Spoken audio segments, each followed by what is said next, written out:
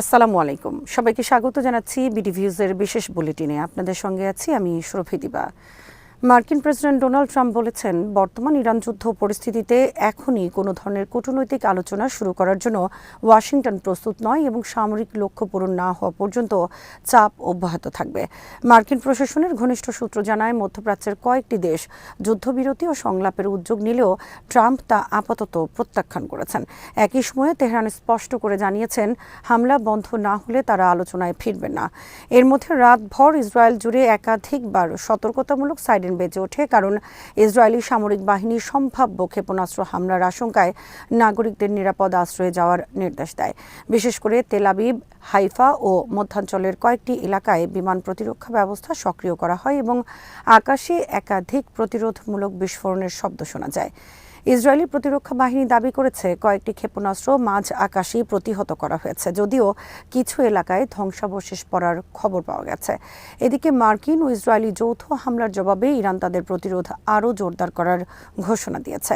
চলমান সংঘাতে জ্বালানি বাজারেও চাপ বাড়ছে, কারণ হরমুজ প্রণালী ঘিরে উত্তেজনা অব্যাহত রয়েছে। বিশ্লেষকদের মতে, আলোচনার পথ বন্ধ থাকায় আগামী কয়েকদিনের সংঘাত আরও বিস্তৃত হতে পারে এবং আঞ্চলিক নিরাপত্তা পরিস্থিতি নতুন ঝুঁকিতে পড়তে পারে। ইরানের সেনাবাহিনী জানিয়েছে, তারা দখলদার ইসরায়েলের সামরিক গোয়েন্দা কাঠামোর গুরুত্বপূর্ণ অংশ হিসেবে পরিচিত ইউনিট 8200-কে লক্ষ্য করে ড্রোন অভিযান পরিচালনা করেছে। শনিবার ভোররাত থেকে শুরু হওয়া এই অভিযানে ইসরায়েলি সামরিক গোয়েন্দা সংস্থা আমান ইউনিট 8200 এর সাইবার অপারেশন কেন্দ্র, ডেটা প্রক্রিয়াকরণ অবকাঠামো এবং অধিকৃত ভূখণ্ডে অবস্থানরত কয়েকটি যুদ্ধ বিমানের সমাবেশ স্থল লক্ষ্যবস্তুতে পরিণত হয় বলে এক বিবৃতিতে জানায় ইরানি সেনাবাহিনী। তেহরানের দাবি, এই হামলা ছিল চলমান প্রতিশোধমূলক সামরিক অভিযানের অংশ এবং ভবিষ্যতেও এমন ড্রোন আক্রমণ অব্যাহত থাকবে। বিবৃতিতে আরও বলা হয়, দেশের জনগণ, সামরিক নেতৃত্ব এবং নিহত কমান্ডারদের রক্তের প্রতিশোধ নিতে ইরানের সশস্ত্র বাহিনী তাদের সর্বোচ্চ সক্ষমতা ব্যবহার করবে। ইরানি পক্ষের ভাষ্য অনুযায়ী, গত 28 ফেব্রুয়ারি ইসলামী বিপ্লবের নেতা আয়াতুল্লাহ আলী খামেনির হত্যাকাণ্ডের পর যুক্তরাষ্ট্র ও ইসরায়েল ইরানের বিরুদ্ধে ব্যাপক সামরিক অভিযান শুরু করে। ইরানের সামরিক বিশ্লেষকরা মনে করছেন, ইউনিট 8200 এর মতো উচ্চ প্রযুক্তি নির্ভর গোয়েন্দা ইউনিটকে লক্ষ্য করে হামলা চালানো হলে তা ইসরায়েলের জন্য তথ্য সংগ্রহ, সাইবার নজরদারি এবং সামরিক সমন্বয় ব্যবস্থায় চাপ তৈরি করতে পারে। তবে ইসরায়েলের পক্ষ থেকে এ হামলার বিষয়ে তাৎক্ষণিকভাবে বিস্তারিত প্রতিক্রিয়া জানানো হয়নি।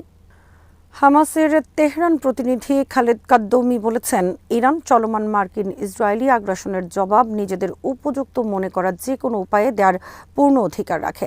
এক সাক্ষাৎকারে তিনি জানান, হামাস শুরু থেকেই ইরানের বিরুদ্ধে চালানো যুক্তরাষ্ট্র ও ইসরায়েলের সামরিক হামলার নিন্দা জানিয়ে আসছে এবং এটিকে একটি বর্বর ও অপরাধমূলক পদক্ষেপ হিসেবে দেখছে। তিনি বিশেষভাবে ইরানের দক্ষিণাঞ্চলীয় শহর মিনাবে একটি মেয়েদের বিদ্যালয়ে সংঘটিত মানবিক বিপর্যয়ের উল্লেখ করে বলেন, এ ধরনের ঘটনা আগ্রাসী শক্তির নিষ্ঠুরতা ও মানবতা বিরোধী চরিত্রকে স্পষ্টভাবে প্রকাশ করে। কাদ্দৌমি বলেন, ইরানের প্রতিক্রিয়া এখন পর্যন্ত শক্তিশালী ও পরিস্থিতির সঙ্গে সামঞ্জস্যপূর্ণ হয়েছে এবং হামাস বিশ্বাস করে, তেহরান যেভাবে প্রয়োজন মনে করবে সেভাবেই এই আগ্রাসনের মোকাবেলা করতে পারে। তিনি মুসলিম দেশগুলোর ঐক্যের উপরও গুরুত্ব আরোপ করে বলেন, বর্তমান পরিস্থিতিতে ইসলামী উম্মার ঐক্য অত্যন্ত জরুরি এবং বিভিন্ন দেশের আলেম, রাজনৈতিক ব্যক্তিত্ব ও চিন্তাবিদদের বক্তব্যেও সেই আকাঙ্ক্ষা স্পষ্ট। তার মতে, ইসরায়েলের বিরুদ্ধে দৃঢ় অবস্থান নিতে হলে বিভ্রান্তি বা ব্যর্থতার কোনো সুযোগ নেই। তিনি আরও বলেন, কিছু সমালোচনা থাকলেও যেসব দেশ বা পক্ষ সরাসরি হামলার মুখে রয়েছে তাদেরই নিজেদের প্রতিক্রিয়ার ধরন নির্ধারণের অধিকার রয়েছে। কাদ্দৌমি দাবি করেন, ইরান আজ ফিলিস্তিনি জনগণের পাশে দাঁড়িয়ে নিপীড়নের বিরুদ্ধে লড়াই করছে এবং সাম্প্রতিক আন্তর্জাতিক কুদস দিবসের গণসমাবেশে নেতৃত্ব ও জনগণের ঐক্য তার প্রমাণ দিয়েছে। তার ভাষায়, এখন নিরপেক্ষ থাকার সময় নেই। এটি ন্যায় ও অন্যায়ের স্পষ্ট লড়াই, যেখানে প্রতিরোধী ন্যায়ের প্রতীক। ইসলামিক রেভলিউশনারি গার্ড কোরের অ্যারোস্পেস ফোর্সের কমান্ডার সৈয়দ মজিদ মুসাফি জানিয়েছেন, গত 48 ঘণ্টায় যুক্তরাষ্ট্র ও ইসরায়েলের সংশ্লিষ্ট লক্ষ্যবস্তুতে আঘাত হানতে সক্ষম ইরানি ক্ষেপণাস্ত্রের নির্ভুলতার হার উল্লেখযোগ্যভাবে বেড়েছে এবং আগের তুলনায় প্রায় দ্বিগুণ হয়েছে।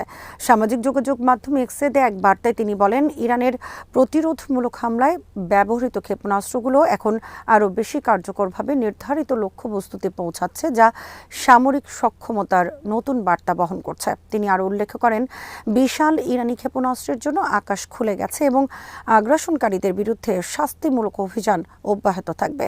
তার বক্তব্য অনুযায়ী সাম্প্রতিক অভিযানে ইরান এমন সব লক্ষ্যবস্তুতে হামলা চালিয়েছে যেগুলো যুক্তরাষ্ট্র ও ইসরায়েলের সামরিক ও কৌশলগত স্বার্থের সঙ্গে সরাসরি সম্পর্কিত। ইরানের পক্ষ থেকে বলা হচ্ছে, এই পাল্টা আঘাত কেবল প্রতিরক্ষা নয়, বরং সাম্প্রতিক হামলার জবাব হিসেবেও পরিচালিত হচ্ছে। ইরানি সামরিক নেতৃত্বের বক্তব্য অনুযায়ী এই অভিযান চলমান থাকবে এবং লক্ষ্যবস্তুর ওপর আঘাতের নির্ভুলতা আরও বাড়ানো হবে। ইরানের সশস্ত্র বাহিনীর জ্যেষ্ঠ মুখপাত্র ব্রিগেডিয়ার জেনারেল আবুল ফজল শেখার্চি দাবি করেছেন, যুক্তরাষ্ট্রের নৌবাহিনীর বিমানবাহী রণতরী ইউএসএস আব্রাহাম লিঙ্কন ইরানের সামরিক শক্তির সামনে কার্যত পিছু হটতে বাধ্য হয়েছে এবং এটি যুক্তরাষ্ট্রের জন্য একটি ঐতিহাসিক পরাজয় হিসেবে বিবেচিত হবে। শনিবার প্রকাশিত এক বিবৃতিতে তিনি বলেন, বহু বছর ধরে মুসলিম বিশ্বের উপর ভয় প্রদর্শন এবং আঞ্চলিক সম্পদ নিয়ন্ত্রণের প্রতীক হিসেবে ব্যবহৃত এই মার্কিন রণতরী এখন আর কার্যকর সামরিক উপস্থিতি বজায় রাখতে পারছে না। তার ভাষ্যমতে, ইরানের প্রতিরক্ষা সক্ষমতা এমন পর্যায়ে পৌঁছেছে যে মার্কিন সামরিক শক্তির অন্যতম গুরুত্বপূর্ণ প্রতীকও অপারেশনালভাবে দুর্বল হয়ে পড়ছে।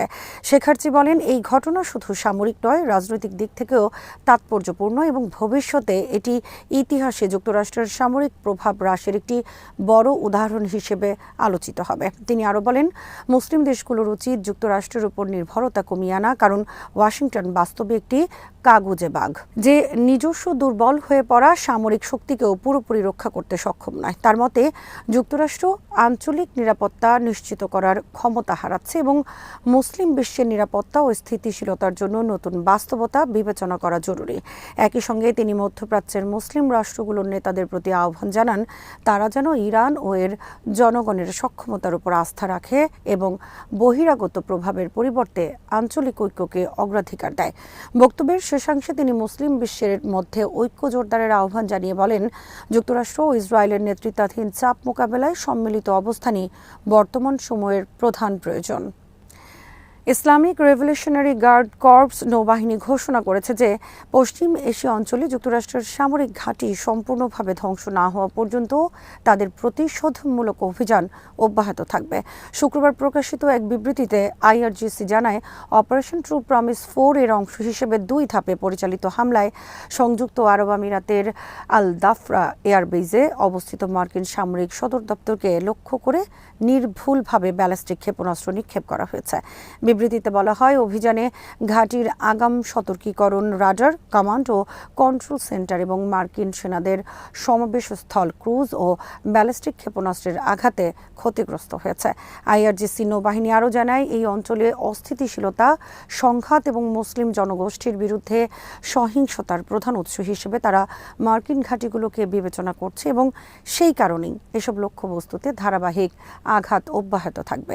একই সঙ্গে ইরানের সামরিক বাহিনী দাবি করেছে, যুক্তরাষ্ট্র ও ইসরায়েলের যৌথ সামরিক অভিযানের জবাবে এই হামলা চালানো হয়েছে। ইরানের খাতাম আল আম্বিয়া হেডকোয়ার্টার্সের মুখপাত্র ঘোষণা করেছেন যে সংযুক্ত আরব আমিরাতের বিভিন্ন শহরে অবস্থান নেওয়া শত্রুপক্ষের ক্ষেপণাস্ত্র উৎক্ষেপণ কেন্দ্রগুলোকে লক্ষ্য করে হামলার পরিকল্পনা প্রস্তুত করা হয়েছে। শনিবার দেয়া এক বিবৃতিতে তিনি দাবি করেন, আঞ্চলিক মার্কিন ঘাঁটিগুলো ধ্বংস হওয়ার পর যুক্তরাষ্ট্রের সেনারা আমিরাতের বন্দর, ডকইয়ার্ড ও নগর এলাকার গোপন স্থানে আশ্রয় নিয়ে সেখান থেকে ইরানের আবু মুসা দ্বীপ এবং খার্গ আইল্যান্ডের একটি অংশে ক্ষেপণাস্ত্র হামলা চালিয়েছে। মুখপাত্র বলেন, ইরান তার জাতীয় সার্বভৌমত্ব ও ভৌগোলিক অখণ্ডতা রক্ষার বৈধ অধিকার প্রয়োগ করে আমিরাতের বিভিন্ন শহরে অবস্থিত বন্দর, ডক এবং মার্কিন সামরিক সদস্যদের লুকিয়ে থাকার স্থানগুলোতে থাকা ক্ষেপণাস্ত্র উৎক্ষেপণ কেন্দ্র লক্ষ্য করে আঘাত হানতে পারে। একই সঙ্গে তিনি আমিরাতে বসবাসরত মুসলিম জনগণকে সম্ভাব্য ক্ষয়ক্ষতি এড়াতে এসব এলাকা দ্রুত ত্যাগ করার আহ্বান জানান। বিবৃতিতে বলা হয়, 28 ফেব্রুয়ারি ইসলামী বিপ্লবের নেতা আয়াতুল্লাহ আলী খামেনির হত্যাকাণ্ডের পর যুক্তরাষ্ট্র ও ইসরায়েল ইরানের বিরুদ্ধে ব্যাপক সামরিক অভিযান শুরু করে, যাতে দেশটির সামরিক ও বেসামরিক বহু স্থাপনায় বিমান হামলা চালানো হয় এবং ব্যাপক হতাহতের পাশাপাশি অবকাঠামোর বড় ক্ষতি হয়। এর জবাবে ইরানের সশস্ত্র বাহিনী অঞ্চল জুড়ে মার্কিন ও ইসরায়েলি অবস্থান লক্ষ্য করে ধারাবাহিক ক্ষেপণাস্ত্র ও ড্রোন হামলা চালিয়ে যাচ্ছে। আজ এখানেই শেষ করছি। সবাই ভালো থাকুন, সুস্থ থাকুন আর দেখতে থাকুন বিডি ভিউজ। চ্যানেলটি ভালো লাগলে সাবস্ক্রাইব করুন। সংযুক্ত থাকুন আমাদের ফেসবুক পেজে। আল্লাহ হাফেজ।